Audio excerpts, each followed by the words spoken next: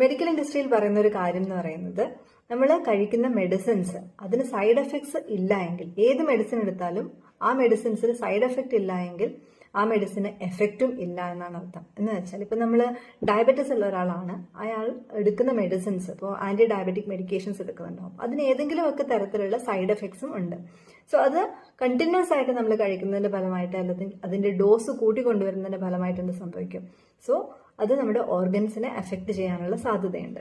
So temporary ആയിട്ടുള്ള ഒരു solution മാത്രമാണ് മെഡിസിൻസ്. സോ അതിന്റെ കൂടെ തന്നെ നമ്മൾ ലൈഫ് സ്റ്റൈലിൽ മോഡിഫിക്കേഷൻ കൊണ്ടുവരേണ്ടത് ഇമ്പോർട്ടൻ്റ് ആണ്.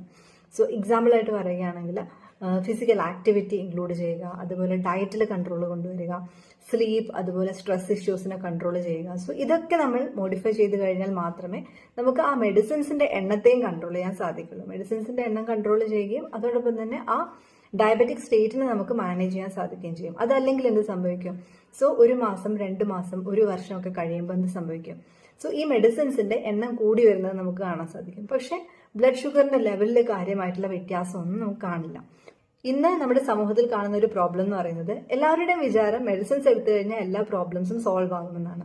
പ്രത്യേകിച്ച് നമ്മൾ മെഡിസിൻ എടുത്തു കഴിയുമ്പം ഡയബറ്റീസ് മൂലം ഉണ്ടാവാൻ സാധ്യതയുള്ള സിംറ്റംസ് നമുക്ക് കുറച്ച് സപ്രസ് ചെയ്യാൻ സാധിക്കും. അപ്പൊ അതുകൊണ്ട് എന്ത് വിചാരിക്കും? ഈ മെഡിസിൻസ് എടുക്കുന്നത് കൊണ്ടാണ് എല്ലാം നോർമലായി നിൽക്കുന്നത്. അതുകൊണ്ട് അവർ ഫോളോ അപ്പിന് പോലും തയ്യാറാവാതെ സെയിം മെഡിസിൻസിന്റെ ലിസ്റ്റും കൊണ്ട് ഫാർമസി പോവുകയും അതേ മെഡിസിൻസ് വീണ്ടും റിപ്പീറ്റ് ചെയ്യുകയും ചെയ്യും.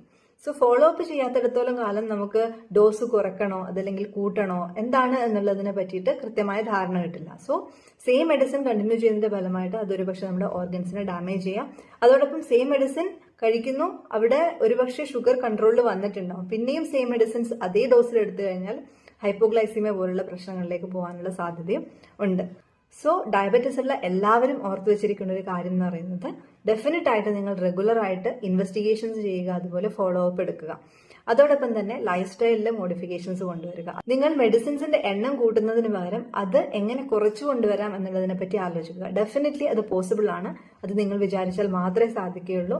അത് ഡോക്ടേഴ്സിന്റെ കയ്യിലല്ല. നിങ്ങൾ എത്ര കംപ്ലൈന്റ് ആയിട്ട് എത്ര ആത്മാർത്ഥമായിട്ട് മെഡിസിൻസ് എടുക്കുന്നു, ലൈഫ് സ്റ്റൈൽ ഫോളോ ചെയ്യുന്നു എന്നതിനനുസരിച്ചിട്ടായിരിക്കും നിങ്ങൾക്ക് റിസൾട്ട് ലഭിക്കുക.